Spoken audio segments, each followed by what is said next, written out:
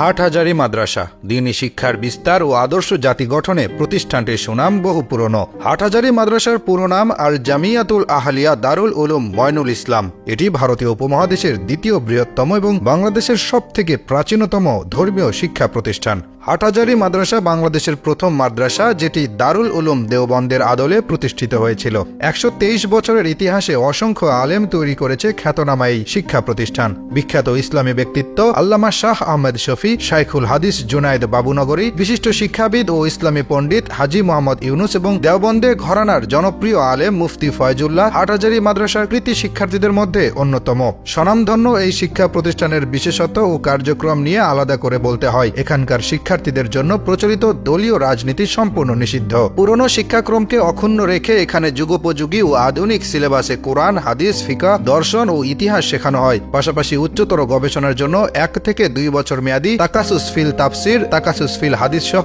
বাংলা ভাষা ও সাহিত্য বিভাগ, হিফজ বিভাগ, নুরানি ও হস্তলিপি বিভাগ চালু করা হয়েছে। হাটহাজারী মাদ্রাসায় বাংলাদেশের প্রথম দাওরায়ে হাদিস মাদ্রাসা। এই মাদ্রাসাকে দেশের হাদিস শিক্ষার প্রধান কেন্দ্র হিসেবে বিবেচনা করা হয়। এটির অনুকরণে দেশে বিপুল সংখ্যক মাদ্রাসা প্রতিষ্ঠিত হয়েছে। এজন্য হাটহাজারী মাদ্রাসাকে উম্মুল মাদারিস বা মাদ্রাসার জননী নামেও আখ্যায়িত করা হয়। মুসলিম সমাজে ইসলাম সম্পর্কে অজ্ঞতা ও ইসলামী শিক্ষা সংস্কৃতির প্রতিকূল অবস্থা দূর করতে ১৯০১ সালে চট্টগ্রামের হাটহাজারীতে মাদ্রাসাটি প্রতিষ্ঠা করা হয়। পরবর্তীতে শিক্ষার পরিসর বৃদ্ধি পেলে ১৯০৮ সালে কওমি মাদ্রাসা শিক্ষার সর্বোচ্চ স্তর দাওরায়ে হাদিস চালুর জন্য সাইদ আহমদ সন্দীপীকে হাটহাজারী মাদ্রাসার মুহাদ্দিস পদে নিয়োগ দেওয়া হয়। তিনি ছিলেন এই মাদ্রাসার প্রথম শাইখুল হাদিস। ১৯৪১ সালে মাদ্রাসার প্রতিষ্ঠাতাদের একজন হাবিবুল্লাহ কুরাইশির পৃথিবী ত্যাগ করার পর শাহ আব্দুল ওয়াহাবকে মহাপরিচালক হিসেবে নিয়োগ দেওয়া হয়। তার সময়ে মাদ্রাসার অভূতপূর্ব উন্নতি ঘটে। প্রতিষ্ঠাকালীন সময় থেকে মাদ্রাসাটির নাম ছিল মাদ্রাসা ময়নুল ইসলাম। শাহ আব্দুল ওয়াহাব এই নামটি সংস্করণ করে বর্তমান নাম রাখেন। তারই প্রচেষ্টায় দাওরায়ে হাদিস পরবর্তী বিশেষায়িত পড়াশোনার জন্য ১৯৪৫ সালে ফতোয়া বিভাগ, ১৯৪৮ সালে আরবি বিভাগ, ১৯৫৫ সালে কিতাব বিভাগ এবং ১৯৬৬ সালে কারিগরি প্রশিক্ষণ বিভাগ চালু হয়।